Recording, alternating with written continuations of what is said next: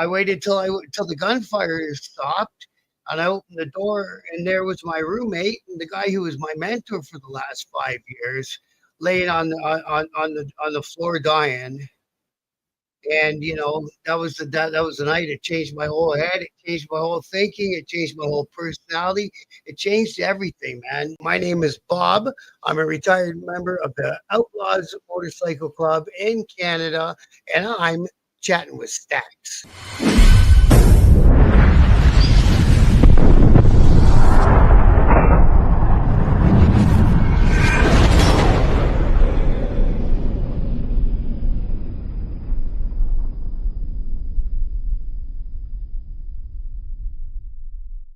Welcome to this episode of Chatting with Stacks. I'm your host, Bill Stacks, and today I got retired 1%er, Bob from Biker News King. What's up, Bob? Hello, Bill. Good to meet you, bro. You too. Thank you for joining me. I appreciate it. Yeah, man. Thanks for having me on. We talked a little bit before we got to this point, and I dig the stuff you're doing. And let's tell everyone my little story here. We had fun up here in Canada back in the day. Yeah, it was a wild story. You have quite an amazing one. Where does it start for you? Where were you born and raised, and what were you doing when you were younger? So, see, when I was young, I was born down in Toronto, which is our big city in Canada, right? Or one of the big cities. We moved around a lot, right? So I never really hooked up a whole big friend group when I was a little fucker and nothing. Played organized sports, none of that bullshit. So I read a lot. So I got pretty smart. And then we finally settled in this little village south of a city called London, Ontario, which is like halfway between Toronto and Detroit. So it's a good middle place for people that are possibly running contraband or whatever they may be doing. You know what I mean? So along the way there, I went to like what we call a community college. I think down there would be the same as a state school, right? So, you pay your tuition. They do a lot of trades and stuff like that. While I was in college, I started, partaking in the buying and selling of green products. And I never really bothered with my diploma, my course. And I got to working in a strip joint in the city. Was that your first job, doing the strip joint thing? Pretty much. I was like a DJ in college. We go out and do university parties and high school dances. So yeah, aside from summer jobs that I had during school, that was my first full-time gig. And that's a whole different world, man. It's a whole world inside its own little world. It's so I stayed 12 years. To have a lot of incidents happen in the club, and were there a lot of bikers that would come in? Well, that was it, right? So I seen all these girls, and they would go, and they were pretty girls, and they go in to do their thing. They're dancing for customers and make $100. Then they go see that guy in the corner and into the bathroom, and up the nose that $100 went, and back out, rinse and repeat. It just happened all day long, all night long, every day of the week. I was like, holy Christ, look at all the money in this place. And then it happened that London had a chapter of the Outlaws in it. And the Outlaws started, they didn't start because I was there. I just noticed them because I became aware. And the Outlaws were regulars, so they hung out in that bar. Was there any incidents with them in the club? Like fighting, where they'd be fighting and stuff like that? Geez, yeah, they basically ran the joint. So, if the doorman couldn't get a customer out, they sure as hell would. I saw some crazy smackdowns and beatdowns and out-and-out robberies. The crazy you ever saw, right? One night, and I've been there a long time by this point, I was kind of in my head getting ready to get off the pod. I've been hanging out with the club at this point for 5 years. So two of the members, one was my roommate, and he was the chapter boss at the time. His road name was Willie, and another younger fella, but he was a full patch guy, and he taught me a lot. Mr. J came in, and they got in a fight with a couple blood brothers. And one of these guys, right? Is it one of these? No, next photo, not this one. That's Mr. J. That's Mr. J. He was such a good man. He was a fucking wonderful man. And that's the guys that brought me up. That's Good Times in Spaz and Homes. And they brought my generation into the club as members. And that's Willie. That's the guy who was my roommate. He was like 6'5", maybe, 300 and something pounds. He's a big man. And he liked to have a heater in his pocket too. Yeah. You said this guy was one of the guys, right? They were hanging that night and walking that night. So that night they were hanging around. They were out having a laugh. They were getting these things that they were magnets or something. You put them on somebody's license plate, and it looked like our tag. In the middle it said "I'm," just for a laugh, and they were sticking on cop cars and taking pictures of them. Now the cops caught them doing one of their cars, and they ran over the beef, having you should have saw it. It was so funny, bro. And we're having a laugh and this and that. And these two other guys were in the bar, and Willie had a beef with them. They had been arrested for importing, and they got bail. And he didn't think didn't really add up, right?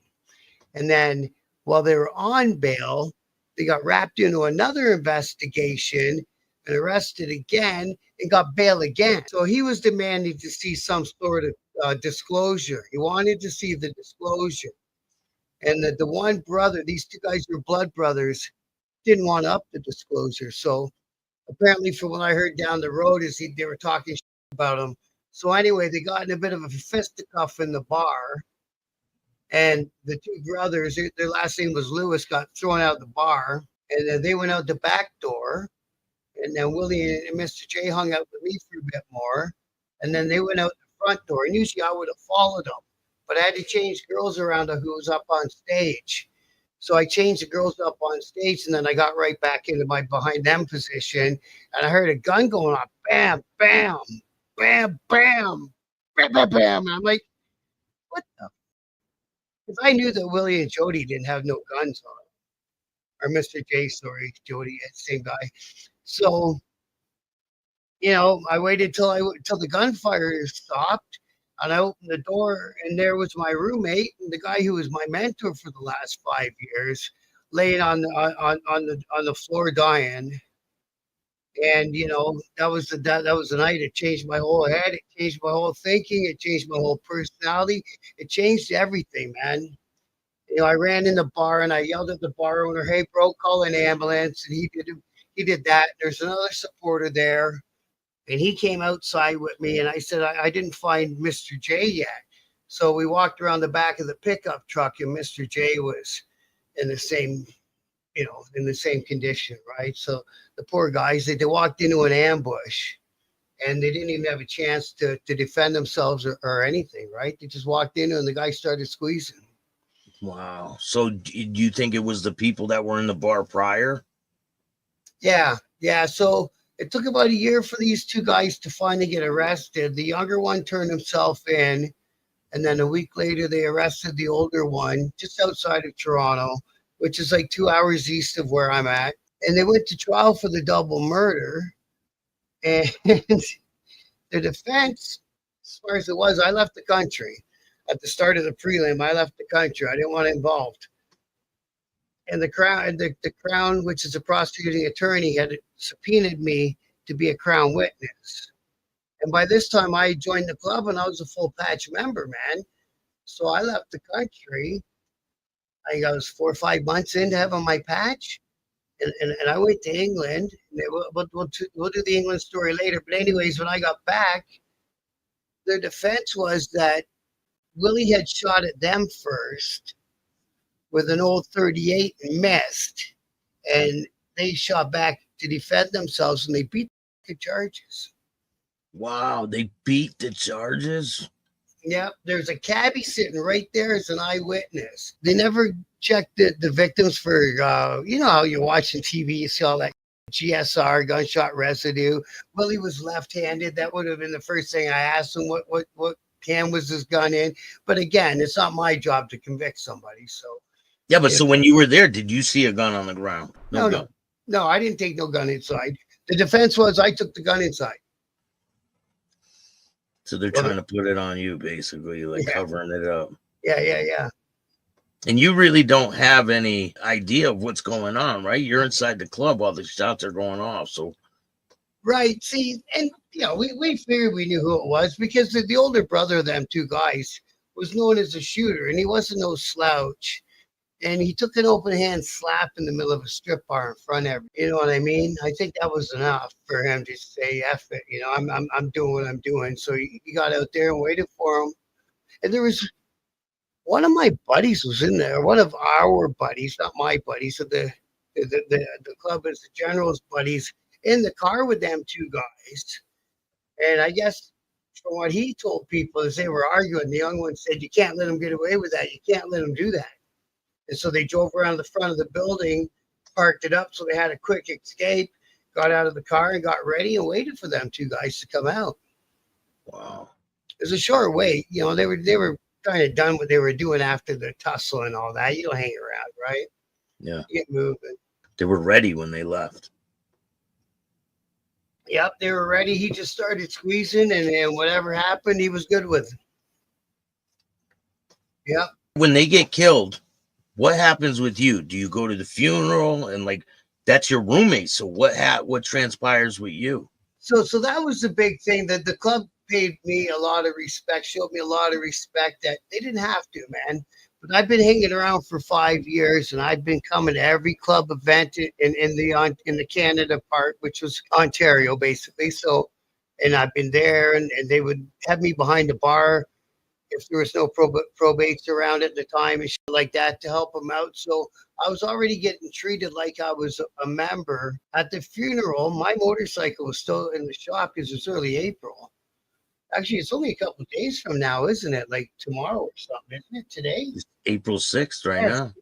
Yeah. Tomorrow's the anniversary. So I borrowed the bar owner, the strip joint guy. I borrowed his motorcycle. He had a nice bike. My ex-old lady got in the back. Holmes handed me a probate patch and a bunch of guys' probate patches. And I was a pallbearer for Willie. And you had your probate patch while you did the pallbearing. Yeah. They sent outlaws up from America, who could cross the border. It was a big deal, man. There was a lot of things going on. It was busy, right? Really, really busy weekend. So what was going on in the landscape in Canada at the time? Well, see, at the time, the big club in Canada now is the HA. So they were out west, and they were huge out west. They've been out there for as long as the Outlaws have been in Ontario.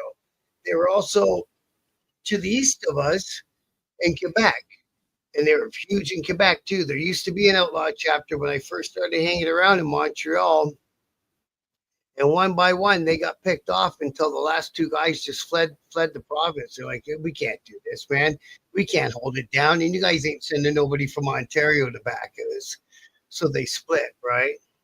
So our thing was Ontario, and we were the biggest club in Ontario. So we were rolling. There was a couple other clubs that weren't to be effed with, and we left them in their cities, and they left us in our cities, and it was pretty easy living back then.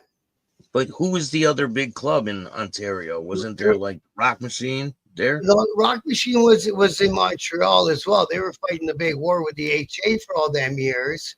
In Ontario, there's another club back then. It was called the Satan's Choice. They've since become Hell's Angels. And the way that the Outlaws got in Canada was they thought they had all of the Satan Choice chapters. It was the only big club in Canada at the time. A famous guy named Bernie started them. There's books about him. He's pretty famous. He started way back in the 60s before I was probably a twinkle in my daddy's eye. He was riding motorcycles, right? So he's been around. And so what happened was they thought they had all the choice guys were going to flip to outlaw, and only about half of them did. And half of them stayed loyal to Bernie and stayed Satan's Choice. And then, years and years and years down the road, Bernie's is Bernie dead? I don't think he might be dead. I don't know for sure, though. I met him a couple times at meetings, but eventually they joined up with the HA when when they decided they wanted to come to Ontario. And we went to bed one day. There wasn't any Hells Angels in Ontario. We woke up the next day and there was 300 and some odd. What are you going to do? That's crazy. So everything's smooth, and then all of a sudden, boom, they're everywhere. Damn, man. And it was like, what? We were keeping tabs. We knew which clubs were friendly with them, and they would go on their national runs. So you knew, right? There's really no secrets in the biker world, but there was one secret, and it's the one that kind of cost us the most, right? The Rock Machine at that time had been having peace meetings with the Hells Angels at the Montreal courthouse that we were aware of. And they had started sending emissaries in Ontario to hang out with us outlaws. There would be, an enemy of my enemy is a friend of mine sort of mindset. And we're hanging out, and great big dude named Sasquatch. He was down here all the time, romancing us. Well, a bunch of our guys in our Toronto chapter got mad about some politics and quit being outlaws. So they joined the Rock Machine. So that was the first Rock Machine chapter in Ontario. Well, these peace talks, and it became unveiled when they patched over all the Ontario clubs. So all these guys from Ontario, from their clubs, they left as a unit. Boom, down the highway they went to Montreal with whatever their patch was, be it Paradise Riders, be it Los Lobos, be it State's Choice, be it whatever it was, and came on back with a fully minted Hells Angel patch, including the Rock Machine. So the Rock Machine pulled a sneaky on us and joined our enemy, as it were, right? So what starts transpiring once this happens? What starts going on? See, and after that happens, it's going to be a show. So, in my personal level, I had a friend who was a business partner who owned that strip joint I worked at for all them years. Well, his dad owned it, but anyways, it ended up being his. So him and I had some rub and tugs together. I still pulled some money out of the strip joint, even though I didn't work there anymore physically. I still helped, do whatever. We were taking down the girls, right? Making them rent lockers, do whatever you got to do to get some money, right? And he went and became a prospect. So he calls me to a meeting. He's like, "Hey, man, I got to tell you this." And he was straight about it. He wasn't hiding or being a dink about it. He's like, "I started prospecting for the Hells Angels in the Toronto North chapter." I'm like, "Oh, man, what are you doing?" So I kind of reached, and he knew. And he's like, no, you don't need that. I said, "Well, it feels like I do, man. But anyways, carry on." And there was me, him, and another guy. So him and the other guy were standing pointing at me, and I was standing pointing at them. Now I'm starting to feel a little uncomfortable, right? Like, what the? So he gave me the options. He said, "You come with me." And, maybe looking back, maybe I should have taken him up on that. Who knows? He's doing quite well at it. Or he'd buy me out of my end. Or we could have a bait. So I chose the middle. I said, we'll buy me out. And then I said, "But you got to give me your word that you won't bring that club to my city." Which, of course, he gave me his word, which, of course, he broke right away. He didn't give a shit about me. So are you seeing these guys around a lot? Oh, yeah. All of a sudden, they're everywhere, man. They had us outnumbered, I think, 10-1? Maybe 5-1. Like, it was a show. And they took some big guys, some serious guys. Like, it was no less serious than the guys we had on our team. So if the bullet can go one way, it can go the other way too. So we had to watch what we did and watch where we went and stuff like that. One of my new members went over to their clubhouse, drunk. "I just wanted to talk." And me and Holmes are riding by on our bikes from downtown, and we see this guy out front of their clubhouse because they opened their clubhouse right around the corner from us. They were doing everything they could to stick their finger in our eye, right? And this guy's getting beat up on their front. And then all of a sudden, about an hour later, it's our guy, and he comes walking in our clubhouse all bloody and shit. Well, you know what I mean? It's like, what are you doing over there, man? Were they trying to take your guys' patches? And things like that? Were they? No, they didn't go. They didn't go that far at that time, but I think that after Like there's still outlaws and there's still Hell's Angels in my city to this day. So, but I think that there's been things where the support clubs have done shit. And it's a shitty thing to do to a guy, man, because he ain't supposed to give that thing up. He's supposed to go to the ground defending that thing, and nobody's willing to go to the ground defending a piece of material, right? But you're supposed to. Yeah. And if you don't, you better take a hell of a good beating, and that doesn't sound like much fun either. Have you seen guys get their patch taken, or have you guys taken patches in the past? Yeah, we've taken a couple in the past. You know what happens most of the time when you hear about shit going on in the biker world? It's internal, right?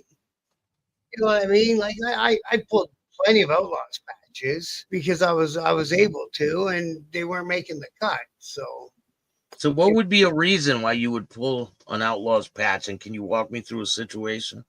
like a theft or trying to bang somebody else's old lady, stuff like that. It's usually stuff to do with theft. We had a guy, you know, he'd stay late when the clubhouse closed, and there'd be money miss, 20s and 40s, and it's like, shit, man, if you're gonna grab $20, you write it down so I know, and all is good. Don't you're not gonna steal it, you know, like that, right? Especially stealing from guys like that. Like you're gonna steal from a 1% motorcycle club. And the worst is he was stealing out of the jail jar. Every clubhouse has a jail jar instead of a tip jar. Like the guys behind the club aren't going to take a tip off you. It's not like that. But they'll tell you to put some money in the jail jar. 100%. Yeah. Wow. So that's like an absolute. You're getting expelled for stealing. Yeah. Right. And that kid who was getting beat up at the Hell's Angel clubhouse that night, he left that night, no longer an outlaw. You can't make us all look like a bunch of idiots. Well, did he go in and say, I can't do this anymore? No, he went to the Hell's Angel clubhouse door drunk and said, can I talk with Marty? Because one of their guys was one of his buddies. And it went, no, man. No. So what happens when he goes back to you guys' clubhouse? What happens with him? We pulled his patch and sent him on home. Patched him up as good as we could, get him stopped bleeding, and got him the fuck out of there. That's it. You're done. Had no choice. Will you imagine? You imagine explaining that to the higher ups why he's still around? So by this time, there's a lot of crazy things going on. Yeah, there was a thing. There's a thing that happened in London where 4 guys showed up to one of my members' door at his place, 4 of their guys. And don't forget, like, we were all very good friends before they went and switched allegiances, these people. And there was more of them than there was us. So it was a matter of time when they were going to catch up to you and how it went down. So they went banging on his door and they're like, hey, it's so-and-so. And we need to talk and blah, blah, blah. Well, the kid had a thing on the other side of the door and he let it go. And a guy lost a piece of his liver and stuff. And then it was a outside staircase on a 2-story home. It was the club owned the house, and we rented out 2 different apartments up and down to members, right? And he had the upper. And so he went down, boom, boom, boom, chasing them down. And he started going off towards the street, boom, boom, boom. A taxi got hit. So what are you guys doing, man? Then all of a sudden there was cops everywhere. And we all started getting arrested, right? You know, the Holmes got arrested. A week later, I got arrested, all for having a bang bang in our pocket because you're not being in that situation and not having one. And they're raiding people's houses, right? Were they going around raiding everybody? Yeah. So I spent the last 6 months of being in the club on bail because they got Holmes. So they basically took out my whole chapter, the cops did, right? After that incident with the thing, well, you know, and then the guy who actually did it for my group made it out of the city somehow. Oh, I know how. He called the snitch. And all this whole time, we had a snitch inside of our club as a member who was feeding the RCMP, which is our FBI information. So he's a full patch member. Right. Telling the cops everything. Everything. He had a handler and everything. They sent him to my house to look for Kane twice, and I told him to go away. So you don't have a chance. Oh man, the whole thing was circling in on this, man. It's like, holy Christ. But that was the ending. You know, we got to talk about the middle times when it was fun too.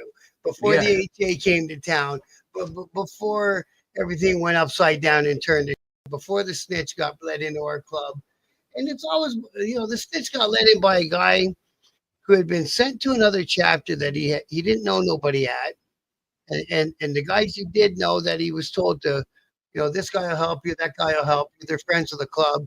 He didn't use. He thought he'd do it his own way. So then he was up there broke. So then he meets a guy who comes to the clubhouse who tells him one of the members is his cousin. Well, the member in question is in federal lockup, and nobody's got a way to ask him, hey, is so-and-so your cousin, right? Yeah. So he takes him at his word, and he's a snitch. And all it took was all it took for him to get in was to open a snowplow business with the guy and split the money.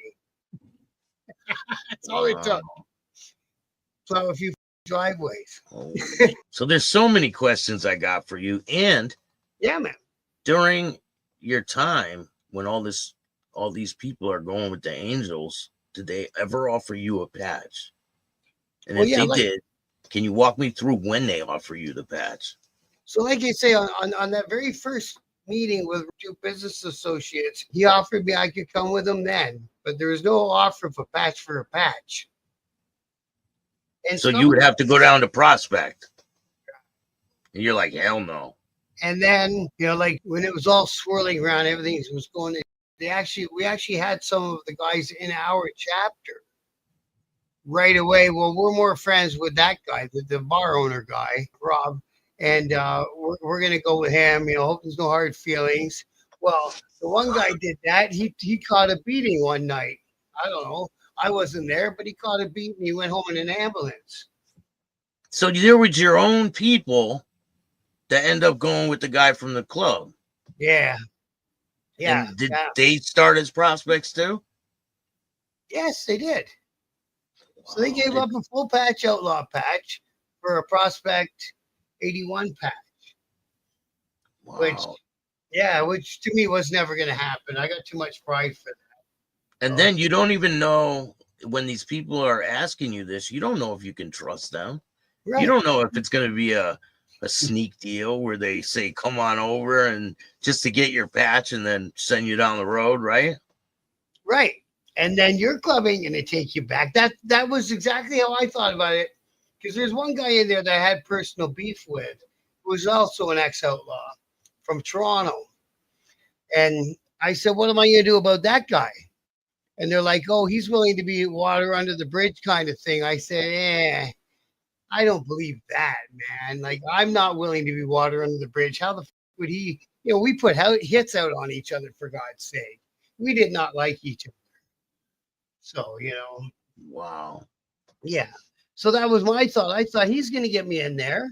I'm going to turn in my patch back here. All them guys instantly hate me.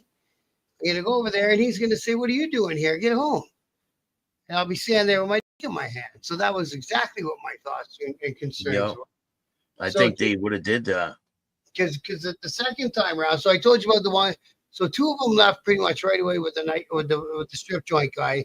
Opened up his chapter in London, and then the one guy was downtown. His name was Brian, and my chapter boss, Hammer, and the doorman, who was the guy at the Bang Bang thing with the taxi got hit. So Hammer and the doorman from the strip joint, not the Beef Baron, but another one downtown, ran into Brian, and they beat the crap all out of him. And like I say, he took a ride home in an ambulance that night. The next day he shows up at my door with another HA. Came right to my door. Boom, boom, boom. I let him right in my house. It's like, well, I'd rather have him in my house. If anything goes off, I got probable cause or whatever it's called, right? Hey.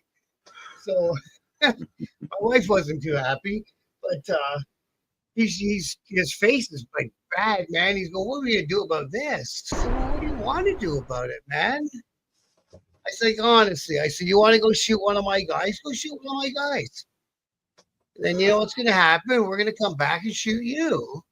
and then they're going to shoot me, and it's just going to go back and forth. So it'll never stop. what difference does it make, bro? I hate that it happened to you in particular, but it happened, and you decide what you want to do with it. You're a grown man, and you're a Hell's Angel.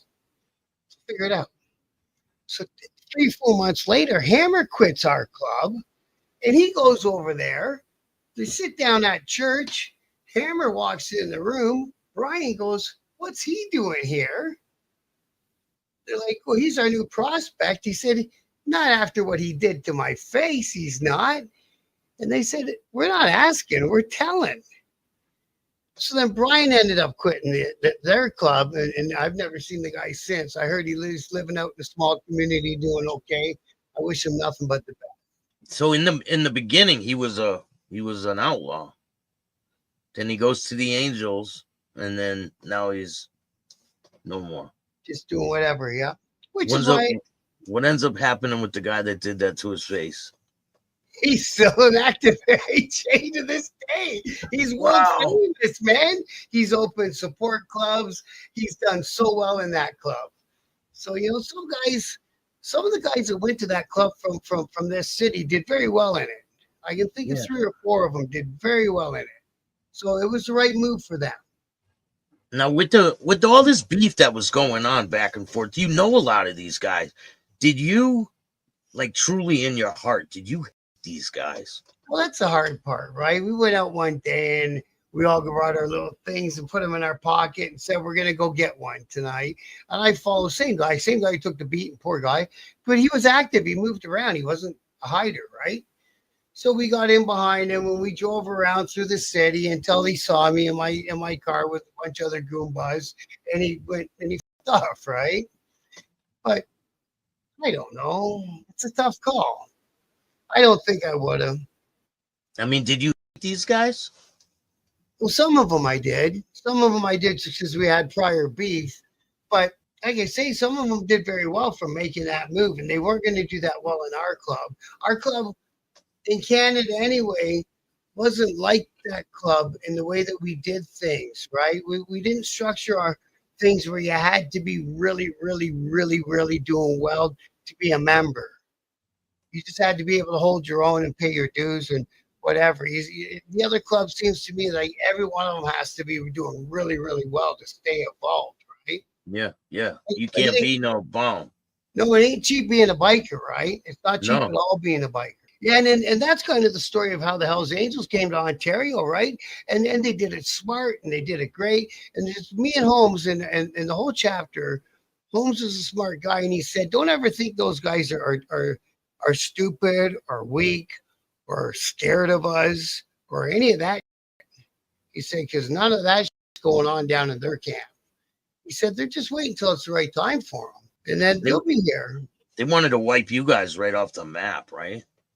And that's not weird because one thing, our club's been around since the 30 some odds, and in the States they're nothing to trifle with, right? No. And even in Canada, Willie told me what happens when the club gets torn apart by raids and defections. It takes 7 years for them to come back, and that's basically, he was right. So we got torn apart and we all got arrested, and there's still outlaws in this city, albeit less. And they're tighter and they move a little quieter. They're still here. Yeah. They're still here. They're still doing their thing. It's not like they're the same as the other side.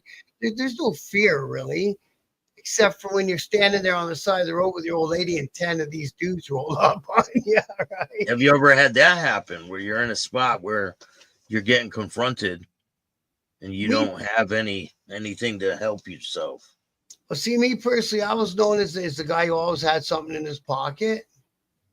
So they just stayed at least an arm's length or two away from me at all times. So I liked it that way because I'm not really a good fighter. I can't fight with a you know what I mean?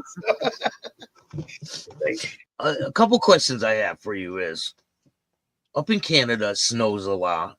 Yeah. So what kind of season is the bike season there?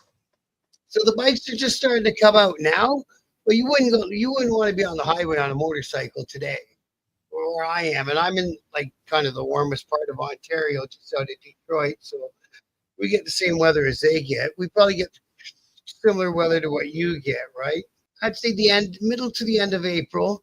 Our club had our on-road date was mid-April, and then off-road date I think was mid-October. So you had to be on the road bike running, and everything in good standing between those months. And then there's a northern chapter, and they got to bring him out a month later and put him away a month earlier. They get to ride snowmobiles, right? Oh fuck, it's cold up there. And I love riding my bike up to the place. Yeah. But it was you knew it was going to be another 10 hours to get home. And I was like, oh, fuck, let's go. Let's just get this over with, man. Let's talk about your prospecting period. How was your prospecting period like? The prospecting period for me was pretty smooth because, like I say, I was one of the last ones, and there's something that's been lost in the 1% thing, and it rushed to get membership is the hang around period. They made me, it wasn't optional, hang around for 5 years. They didn't know me from anywhere prior to me coming along and bumping into me at the strip joint. I didn't have an older brother who was a biker. I had never done time in jail for anything. And so they didn't know me. Nobody knew me. So I came to the clubhouse every Friday night, and then they put me with the probate. And I helped him go get the beer, fill the fridges, and then, down the road, they'd have me behind the bar to give them a hand and help them when they're having a big party and a function, all the other chapters, and help. So then when I became a probate, it was all the I was already doing. Yeah. So I think that's a better way for these clubs to keep doing it that way. I was doing, I knew all the other members from every other chapter by name. And if I didn't, I asked them their name. And they tell you how to speak to a patched up brother properly, and etiquette, and gloves off, sunglasses down. How are you? Look them in the eye.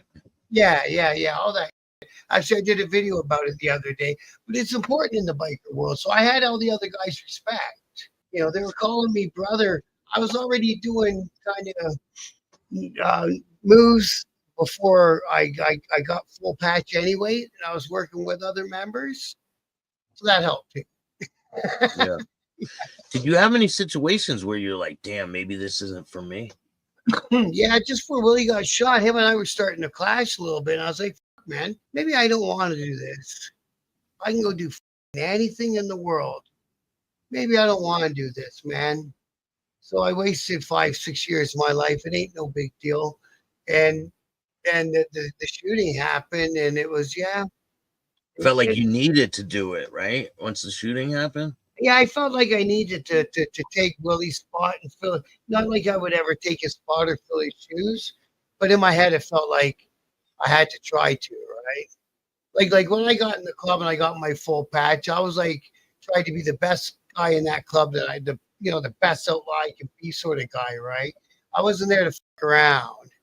I was there to make the club bigger and stronger and thrive and do what you're supposed to do as a member. A lot of guys just want to go fuck around, ride to the strip joints. You know what I mean? I was like, whatever. Each to their own, but that wasn't what I was up to. What was it like when you first met Willie? And what was it like living with him? That's a pretty good. Those are good questions. Nobody's ever asked me that before because he was a big galoot. And I used to buy and sell green products back then, to the dancers and to my friends around. And my wholesaler of the green products knew him. They grew up in the same hometown. And he goes, stay away from that guy. He's bad news. He's going to befriend you, rob you, and spit you out. That's what they all do. I'm like, come on, nah. But it was always in the back of my head that he told me that. And I seen that happen to lots of guys. I didn't have that personality, or he really obviously he really liked me, right? Actually, he breached his parole, and then they handed me off to the next guy. They handed me off to Bandit, and then so it was pretty interesting the way it all went. Oh, so he went to jail and they sent you with someone else? Yeah, Bandit was just finishing up his probationary period, or had just gotten his full patch or something like that, right? And everything moves so fast. I can't believe how many different stories happened, and the fact that I hung around for 5 and I was a member for 5. So it was a decade. Yeah. Not much time really. But remember Bandit and I going to Montreal and like that. And then he got arrested in Montreal doing a move. And then Willie came back out from his parole violation. Me and Willie, by that time, he got back on his feet. There was another guy from our chapter who was in jail for a decade. We rented that guy's house so that the note got covered every month. He got himself a vehicle. He got himself in business. I was working at the strip joint, chip chopping all by do long day, bro. You wouldn't believe it. The stacks were coming. It was wonderful, right? So we did all that for years. And I made enough money. I bought a house down the street from the clubhouse, and I bought my first Harley, all from spinning tunes out of a strip joint. We did okay. Yeah. You do make a lot of money. I was just DJing in Minneapolis at a strip club. Oh yeah, a couple years ago. Yeah. Did it for 6 months. I made a nice chunk. Well, that's what I mean. Like I honestly, I bought a house in a Harley for working at a strip joint. By that time, I was whatever the girl came to the booth needing. It was like, yeah. So, So what are some of the fun times you guys had? Well, for me, all the fun times were when we got to get on the bikes and go for a ride. So the problem with a lot of times with being no, I'm talking about back then in my experience. I'm not talking about how it is now and trying to paint all clubs with the same brush because, well, number one, I don't want everyone pissed off at me. And number two, it's not what I'm trying to do, right? Yeah. I've been around long enough to know better than that. But back then, you had to spend all day on the grind and on your people and making sure your packages were coming back correct and all that you had to do, right? And then at night, after me and Hammer basically had control of the chapter, it was our rule: go home, get your supper, spend an hour or two with your old lady and your kid, and get on your bike and come find us.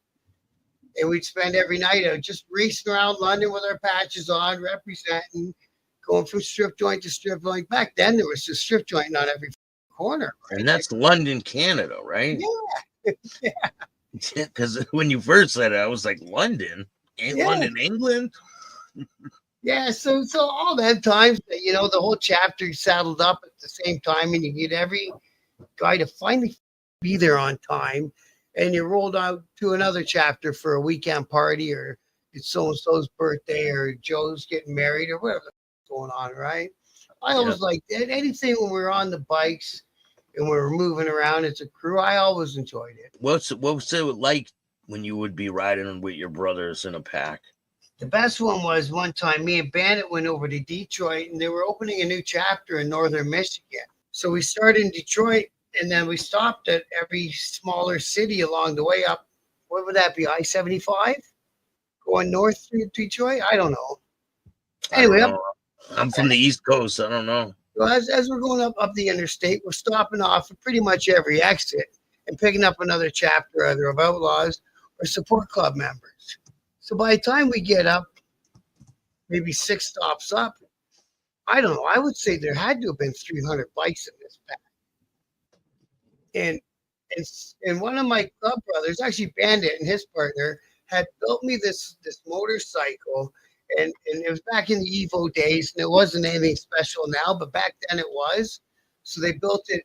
The motor got built in Detroit and sent to London, and they strapped it in a bike for me, and it was running hot. It was having a hard time.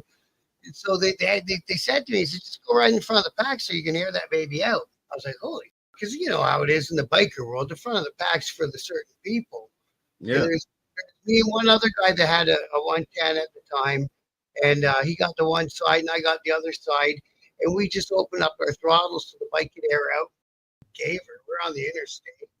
Yeah, that was the best. It's the rumble, man. Because I remember gearing down and coming off. Somebody signal gas, right? So you're rolling down, you're downshifting, and you're hitting the exit ramp, man. And you look back over your shoulder. What a cool thing. And you can't even see the end, right?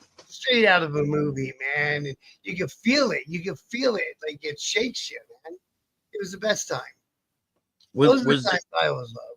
Was there any accidents you seen during your time on the bikes? No. And we rode like animals. That was the one thing I always thought, man. Especially when the first time that the guys in the London chapter took me on a real ride from city to city to see another chapter. And I was in now. And I had to ride like the guy beside me was riding. You got no choice, right? My heart was way out of my chest, but you just do it. Why, is it nerve-wracking the way they ride? Oh, yeah. We'll get in behind each other 2-3 inches apart and hit her 70, 80 miles an hour down the highway, splitting lanes as we're doing it. Yeah. It gets pretty hairy. But now everyone's riding the bagger. You can't ride like that. We always rode like Softails and Dynas like that. Skinny little bikes, right? Yeah. We ripped all the turn signals and off them anyway. We just basically chopped them down to a tail light and headlight and go for it. As light as you can get them, right? Yeah. Not for any reason. It was just a style, I guess, back then. Like, we're talking the 90s. It wasn't like it was the 60s and everything was really cool. It was just the way we did it. Maybe a holdover from the 60s, right? Did the police mess with you guys a lot? Oh, the cops hated us. I never understood what it. I got to word this right. All these years that I used to watch things about in the States about if you're a minority, how you got profiled because of your race or your religion or whatever. Well, that happens up here to bikers, and I always thought, not that because I didn't understand it because I never lived it before, right? And then you watch what these guys do to you. They're full of dirty tricks. They're full of tell you one thing and do there's nothing you can say that's right about them. They'll take all your right half of it down and take the rest home. They don't care. We had 2 guys that were waiting to be the next. No, one guy, sorry, that was waiting to be the next police chief of Toronto, which is the big city. And so he was waiting. So he left his family in Toronto and he rented an apartment in London and became the London police chief. Well, when he was a drug detective in Toronto, he raided one of my club brothers' houses and broke the stock of a shotgun over his head. Wow. So now he's our police chief, and we're getting headlines in the Sunday paper saying, Fantino, that was his name. He goes, Fantino vows to rid London of all outlaws. I'm like, wait a second, I'm an outlaw. You can't do that. Wow, so they had it out for you guys. Like they were pursuing you guys a lot. Oh, yeah. We would, if anyone's house got raided, it's bug 4 ways to Sunday now. Because they're in there and they're able to do whatever. And then they're like, all right, go back home, right? And it's nice and wired up. I caught him. There was across the house that I owned, there was county fairgrounds were there, and it was a big parking lot. So it was off season, so it's a desolated parking lot, and it goes for ever, right? And I'm looking out my window. I see this car way, way, way, way back there, but his nose is pointing at me. I know who that is. So I stuck out, went around in my car and came up behind him and laid on the horn. It was a cop with a parabolic microphone listening inside my house. Like, what the are you doing, bro? It's Tuesday. What do you think I'm up to? Oh man. Did they arrest you a lot? Did you get in trouble a lot? Me not so much. I got shook down a lot, but the other thing the Holmes was very good for. I always loved that man. He was such a smart man. That's why his name was Sherlock Holmes. That's it wasn't, hey Holmes. It was Sherlock Holmes. And he knew everything. So he made sure that everyone in the club knew how and what we were allowed to say and not say on a traffic stop, on any sort of stop. And we left it that way. You know what I mean? Yeah. There was one time when the one brother had me out on the driveway. I was a probate, and me and Goody were bringing something in the clubhouse, and this cop stops and starts walking up our clubhouse driveway. Well, he puts his hand out like that, right? Well, your natural reaction is going to be, "Hey, how you doing?" Well, so I look at the guy, and Goody looks at the guy, and he goes, "Hey, listen, man, you're not getting a picture circulating of me shaking a cop's hand. Oh man, You he could know? destroy your whole club that way. Yeah, just wow, the crazy tricks that these coppers will do, man. They went to Hammer's old lady. They showed her a video of him taking some other chick into the clubhouse on a night that we weren't, open, right? Oh my god! They were So fucking they're wild. pulling all the dirty tricks out. And they had a big sting in Ontario, in Canada, and it created a big flag called the Mr. Big Interrogation style. So they'll take a guy who they can't get inside of his whatever he's doing. They can't unlock him for whatever reason, right? So they befriend him, and then they take him to a meeting with another guy who's supposed to be the big boss. And the big boss says, "Well, I'm not going to do any sort of dirt with you until you tell me about the worst thing you've ever done." And he blabs it out, and it's in a taped room, and he's done, right? Yeah. And so they call it the Mr. Vegas investigation. Yeah, I've heard of them doing that in Canada, matter of fact.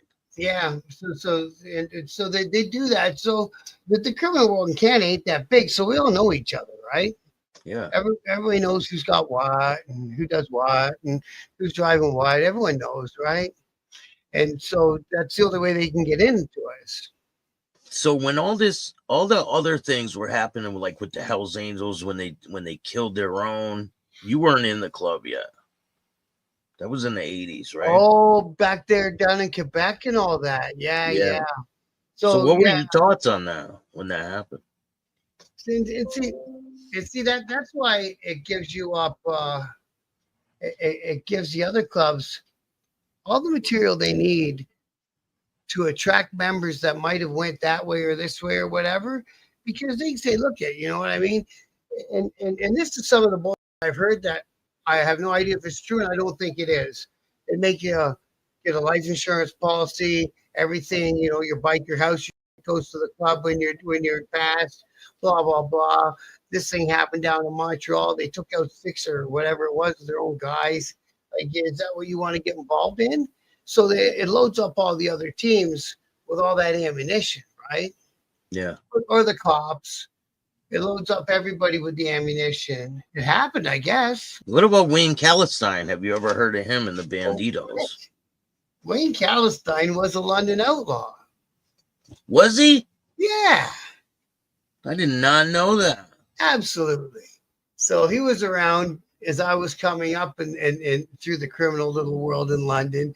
So everyone knew, stay the fuck away from Wayne. He's insane. He was a London outlaw, and they were like, "We like Wayne, but he's insane." Yeah, they were like, they don't want to get rid of him the bad way, but he can't keep representing the club, acting like he does, right?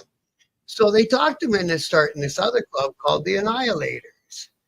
So he started this club called the Annihilators, a single chapter club. It was going to be an outlaw support club. And that's actually where Bandit came from. But so anyways, he had it going. He did it. He had 2 chapters. He had 20 guys. He was off. He could attract people. He was charismatic. Willie's warning to me was always, if you go to a thing out there, when it starts to get dark, just make an excuse and come on home. Because the whole thing changes and everything changes at night. Yeah, with liquor changes a lot of things too. Well, it turns out he's a screaming head. So what do you do with a guy like that? And he's armed to the teeth. There's one time me and Willie were walking through the bike show, and we run into Wayne, and he stays like 30 feet away from us, and he's looking us both up and down, and we're looking him up and down. He's got the long leather long rider jacket, and he's probably got about 4 or 5 guns in it. And so he's like, "Are we okay?" And Willie's like, "Absolutely, brother. Are we okay?" "Yep, just checking, making sure, bro." And that was it. So he was a member before you. Oh yeah, years and years for me. Yeah. He was probably like one of the originals of the chapter or something when they became outlaws in London, right? because it was another case of a smaller club patching in, right? It wasn't a Satan's Choice Club, but it was a one chapter. I think it's called the Holocaust, patched in London. And so then I don't know what happened. Oh, I do. Wayne went to jail for a long time. So Wayne went to jail for a long time. The Annihilators folded up. Bandit came to the Outlaws, got his patch, ended up being my sponsor. It's all kind of linear here. And then Wiener gets out. So now the landscape changes again. Because every time one of these either goes in or comes out, the landscape changes in the city, right? Yeah. Who's chilling with who's talking about who's got little things in their pocket, and who's got some for everything, right? So all of a sudden he's back and the lead's back in the air, and it's like, oh, dude, we had it nice and quiet. The name of the game is to tamp down the fires and keep it quiet, right? It's the only way that you're going to make a good living, and nobody cares. And you know you're under investigation, and you do what you do anyway. You open a car lot business, and away you go. You know what I mean? Like every other criminal does. Ain't that the truth? So Wiener gets out, and he wants to be I think maybe a loner at one point, and then he wants to be a Bandito at another point. And I think he was flirting with the Hells Angels, and they're like, "No, bro, we know you." What was you guys' relationship with the Bandidos back then? Well, back then it was the same as the Rock Machine. You know, an enemy of my enemy is a friend of mine relationship. When I first got my patch, I went to Bike Week with Bandit, and I was fortunate enough to meet like some of the leadership, national leadership from the Bandidos at that time. It was interesting, man. It was really interesting. But yeah, so anyways, so Wiener at the end there, he become a Bandito, and he was in contact. According to the book I read, that's all I got to go on, bro. It's a book I read, you read, you know, the Shed Massacre, whatever it was called. You know, it had, and you know what about? I can't remember when in the year that happened, but on the bike show weekend, which was every February, we used to have the big bike show in London. 2009. It happened in 2009, I believe. Okay, so the bike show weekend in February, we had all the Bandidos in our clubhouse on the one night. And then on Saturday night, we had all the Hells Angels in our clubhouse. So we were trying to we'll be in the middle. We'll keep everything calm. Nobody take a bum rush at nobody. And it should all work out, which it worked out if you're a Hells Angel. 2006. Yeah. It happened. Yeah, so that year we had all them guys that are victims were standing in my clubhouse having drinks in February of that year. Yeah. Well, so you knew them guys. Yeah. That were killed.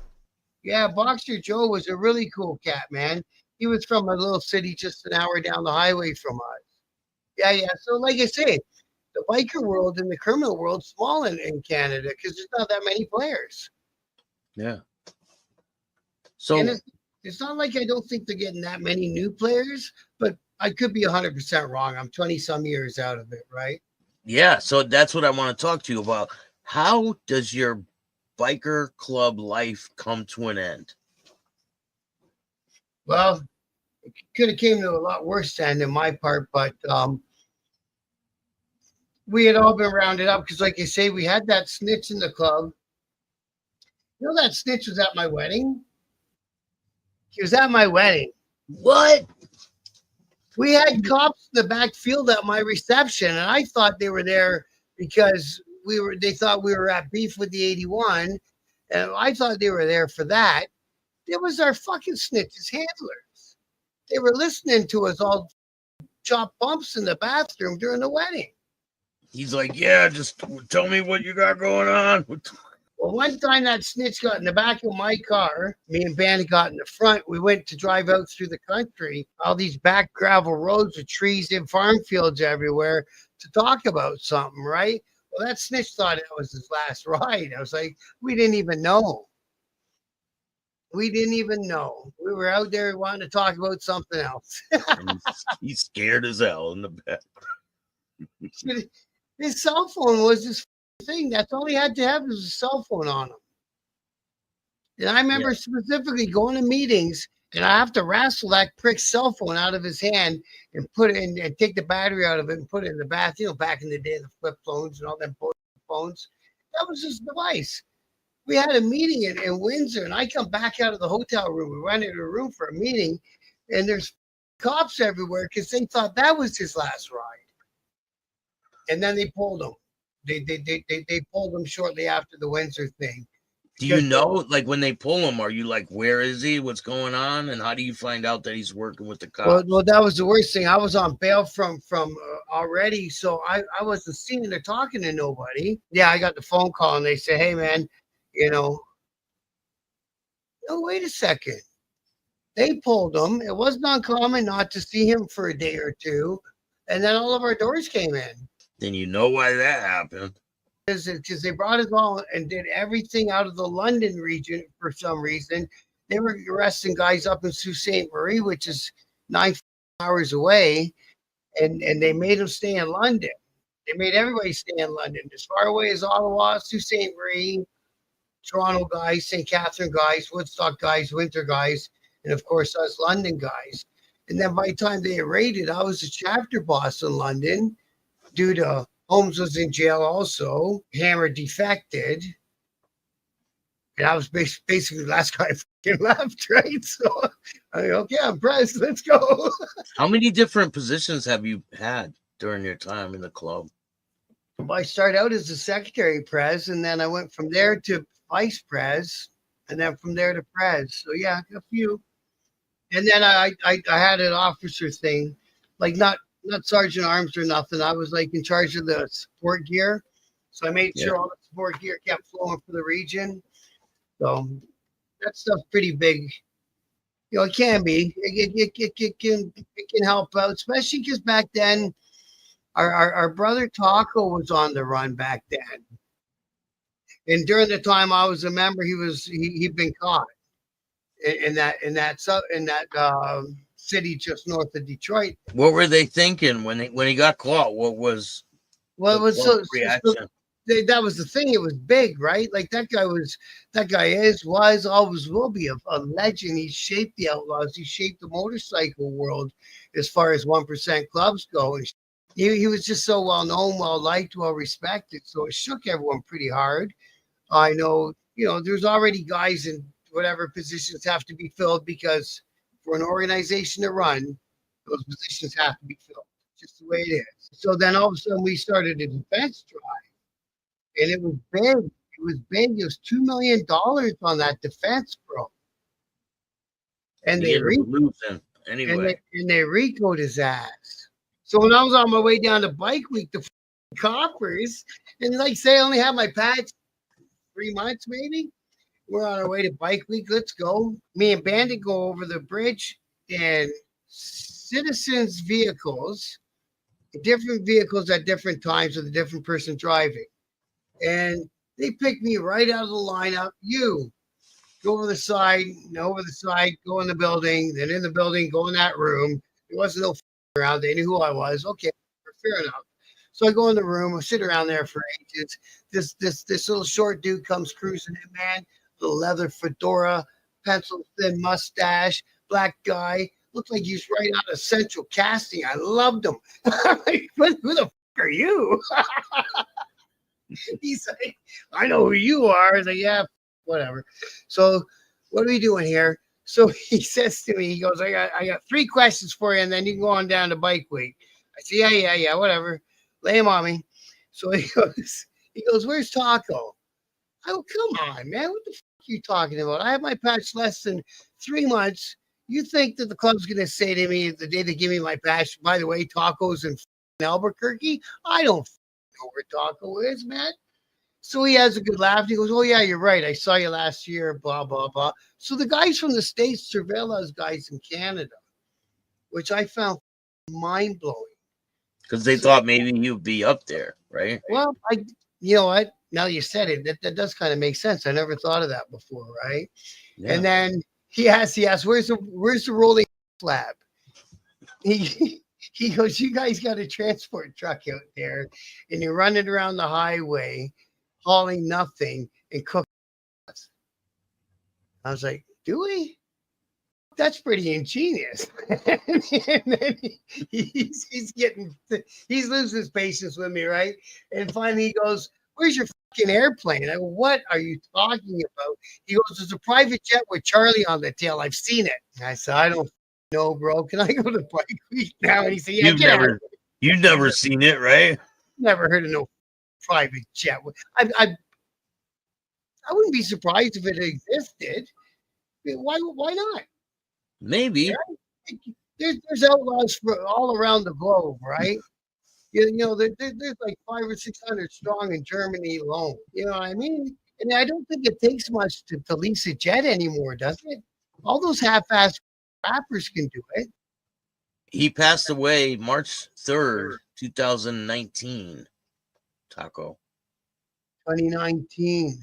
Yeah, he was arrested 1997. After 15 months a fugitive, he was apprehended by Detroit suburb in 1999.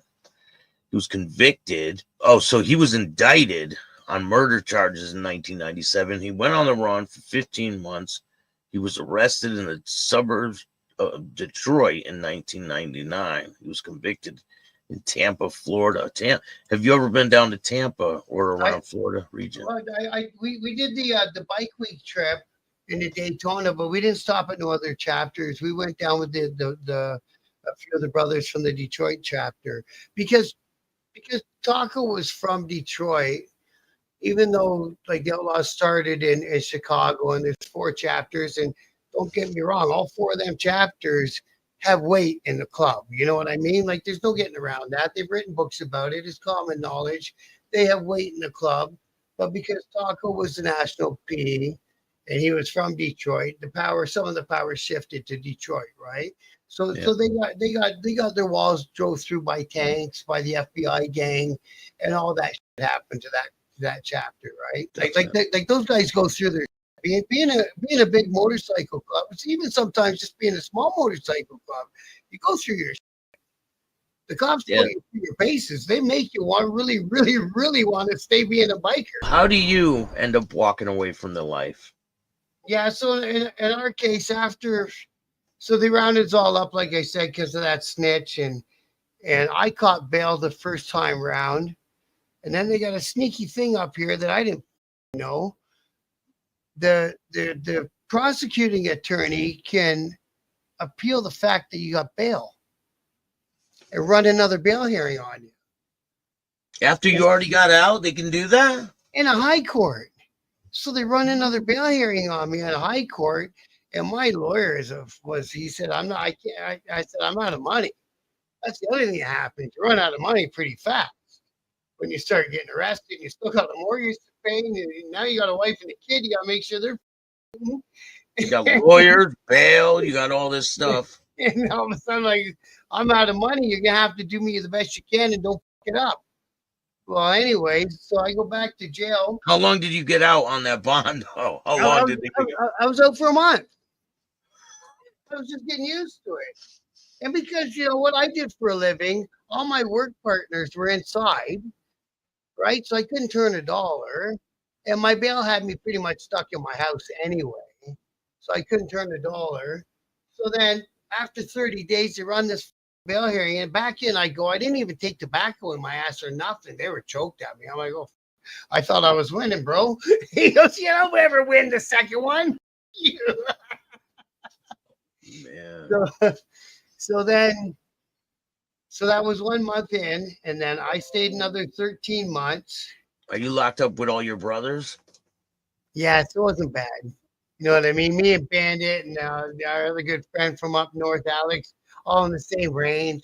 Alex is a server. We're all eating 2 meals. I'm about 200 pounds. You know what I mean? We're living in cells basically by ourselves with all the mattresses. We're in dinks, right? It was county jail. So we had to stay there. And during that time, the guys on the other units, the other ranges, when we get together, maybe on a yard or maybe on a visit, you start to hear guys say stuff like, I don't want to be an outlaw when this is over anymore anyway. Okay. Fair beans. Everyone's got their do whatever the fuck they want.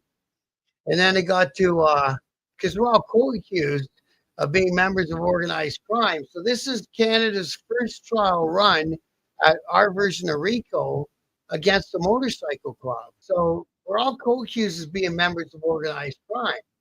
So now these guys are talking about, I'm pleading out and catching a deal, and I'm not snitching, and I'm on my way. So all of a sudden, a few guys start doing that, right? So now you're looking worse and worse. Now they start our prelims, and they're talking about it's going to take 6 years to run this trial. And it's like, I'm going to sit here in this place for 6 more years. But you have to denounce the club, right? You have to be like, I'm done with the club. Or they don't let you do that. No. So what happens is there's messages getting back and forth across the border into Michigan, and because our snitch ended up working with the FBI, and he took down our next national P, Frank, from Indianapolis, and he got RICO'd from our snitch helped RICO that guy. So the States was in a bit of turmoil at the exact same time as we were in total turmoil, and all of our leaderships has been locked down in London, and everybody, the whole leadership is locked up. It took about a year for the United States to get everything under control, and they got to worry about them first. That's home base, right? You can't have anything not working right in the United States. And then finally they turned their attention to Canada, and message got up to us that if you wanted to, you could plead guilty to being a member of organized crime, and then they had to hang it off another indictable offense, which is usually a drug trafficking charge, and get your deal and do what you got to do. But you have to retire from the Outlaws. We're not going to put you out bad, but you have to retire. Because then the next generation of guys wearing an outlaw patch isn't getting all snatched up right away and charged with organized crime in their right. So they got to think of a way to keep the club going and not endanger the next generation. That's what they came up with through lawyers and whatever. So I was sitting there on the range talking to Bandit one day, and our other buddy from up north had just done it. They held him on an 8-ball for a year and a half because he had no one to sign. He had no one to sign his surety. So all he needed was a signature. Yeah, but they can hold you for a lot longer here on an 8-ball. They could lock you up for 10 years here for an 8-ball. Oh Christ! We thought that was unheard of up here. So Alex took the deal and he retired from the club. And I was sitting on the picnic table on the unit and on the range talking to Bandit. We were bored and we were frustrated. And he had some more bad charges on him than I had on me. And he goes, "Why don't you ask your lawyer to see what they're offering?" And they offered me to go home by Christmas. They said, "We'll let you go home and spend Christmas with your kid who I hadn't seen in a year." And that makes you think different when you get married and have kids in that life too. Because when I joined, I was single, young and dumb and full of, and I did whatever I wanted. Next thing you know, I had an old lady and a baby, right? Yeah. So you spend a year watching your kid grow up through the glass thinking, my next stop is probably Kingston, because that's where all the penitentiaries are. And I don't know if she wants to move to Kingston, right? So that could be the end of my old lady. Worse, old ladies are replaceable, but worse, my kid. Did they confiscate your patch? Yes. They took everything I owned out of my home that had the word Outlaws on it, including her Property of Outlaws patch. Took the whole thing. I used to have a ring on every finger that had, either Charlie on it or OFFO or some business with the club. They took two hands worth of rings, except for my wedding ring, because it had nothing to do with the club. They took everything, had big chains like you do. All your support gear, everything. With the big pennant, the diamond encrusted pennant with Charlie in the middle, and it said Outlaws Canada, like the patch says, all that stuff. And they grabbed all of it off me. So wow. Yeah, they wiped me out, but the problem is that they don't understand when they wipe a person out like that, they put them in a bad spot where chances are they have to go back to the same thing to get back on their feet. You know what I mean? They don't put you out on the street in any better position where you're ready to go, when I got out, I packed up my. I had given my motorcycle, which I had spent about 50K building, over to the guy I used to get my product from because I knew I was going to jail. So I said, just take the damn thing. I did that when I caught that bail. I said, take it to Toronto. It's yours. Here's the ownership. Try not to sell it. If you have to, you have. He sold it for 10 grand. I said, well, our debt's even. I don't care. But when I got out, I went back to him and we fired up and away we went. What was your life like after the club? It was, it wasn't the same, but I was in the same. I did the same thing for a living. I just changed people I hung out with. It turned out the people I ended up hanging out with down there were way more serious than my motorcycle club was. And, I was running with, Asian fellas and guys like that. And a lot of Italian outfit guys down there. And yeah, so that was it. But it's hard to decompress and all of a sudden you're not that guy no more that can just walk into a room and say, you go over there and you do this, you shut up. Because that's what rest. And I wasn't sure if the 81s were ever going to come and make a move on me. No. That's a question I have for you. Did you ever run into any angels after that? I did, but I just got myself low and I changed my appearance. But I think they knew who I was.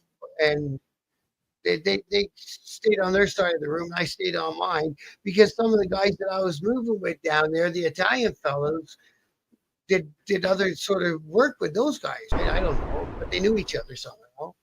Yeah. So did you see that interview I did with the guy that was trying to infiltrate the angels and kind of near Niagara Falls? On your side or on our side? No, on our side. Oh,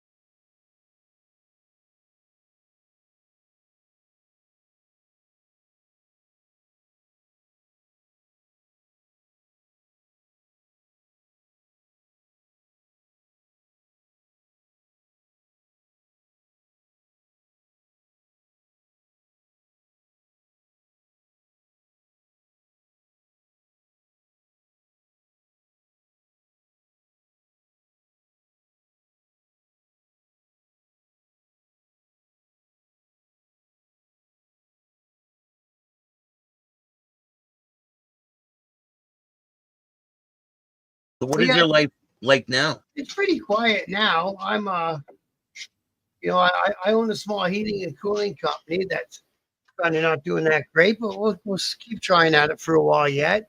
And I'm doing the Biker News Canada YouTube channel. And I don't do the same news as all the other channels do that call themselves Biker News. They actually do news. I don't. I'll tell you what rides coming up, what events coming up, who the host is, if it's charity, what charity is to help out. And then I do interviews with these people that do charity stuff. So I'm showing the softer side of bikers to the world and in Canada in general. That's a lot different than what most people do. They do what's in the headlines, instead of the charity work that bikers. Yeah. So because I was a 1%er and I understand what it's like to be in the news a lot, and I also understand that the story that's in the news and what really fucking happened are way apart from each other. They're miles apart, right? Yeah. So I don't want to be the guy that perpetuates the cop's story. That's my mindset. I don't want to be the guy that perpetuates the cop's story. You go prove it in court because that's your job. That's not my job, and I'm not helping you. And it's just my whole way of thinking can't get out of me. I can't shake that part of my psyche. You know what I mean? Yeah. And for all them years, it's like, and you get told, oh, they're the bad guys. Well, yeah, they're only the bad guys because they're trying to arrest us. But then when you see what they do to arrest you, it's like, yeah, they are the bad guys. Like, at least if you got your own rule book, follow it. Like, we understood what we were doing for a living, and there was a risk of losing your freedom for it. You understand that, and there's some cases a risk of losing your life. We had a small period of that too. And I'm kind of thankful that I came out the other side, and I'm still here to tell the story. You know what I mean? Like you said, not a lot of people even survive this type of stuff. You said how many people in this picture are gone? Two of them, and the other guy got really badly damaged, and those guys, I think they were natural causes. Holmes was cancer, and Goody was natural causes. And then these guys, we got another guy I just saw the other day at the end, half cut off. And the other guy holding his chin, I've never seen him since the Hells Angels came to town. Hammer quit the Outlaws to go to the Hells Angels. And this guy disappeared from my life anyway. I've never seen him. And then, Goody's dead. Bandit is still, as far as I know, an active member. And he's got my respect. He's always had my respect, man. That guy's he'll be an outlaw till they put him in the ground. That's a long time to be in the club, right? Well, that's what I mean. That's why you'll always have my respect, because that's a lot of years, and you have your up years and your down years, right? And when it gets down, it get pretty down. When I made my deal and went home out of that the lockup jail we were in, I retired from the club. I left him behind. He spent 3 years in there just to get a deal so he could go home. And then, but he was planning it so he didn't have to retire. You know what I mean? But the funniest thing is they just told us all that. But at the end of the day, half the guys that retired, they all went back. I should have just held on to my tongue and went bought another bike. And then, because they called me, like, hey, you coming back? It's like, coming back? It's like we had to go. So did you ever run into any of the Outlaws? Yeah, the London chapter guys. So I lived in Toronto for a long time, up until a decade or so. I moved back to London. So I got back to London. I called the guys, let them know I was back in town and all this and that. And then I got friendly again with the chapter P at the time, who was the last guy that I gave a probate patch to that I sponsored. So it was kind of ironic. So it was cool to see he had become a 30-year member, and he was the last guy that I sponsored. So I picked the right guy. So I asked him one time, we were shooting the show, and I go, hey, listen, bro, I'm going to write a book because I've done a lot of shit. And he goes, yeah. He goes, you know what you're not allowed to talk about and blah, blah, blah. I said, yeah, absolutely. So I wrote one book, and I should have thought it through a little bit better and stuff. So I got asked to take that book down by the same guy. He said,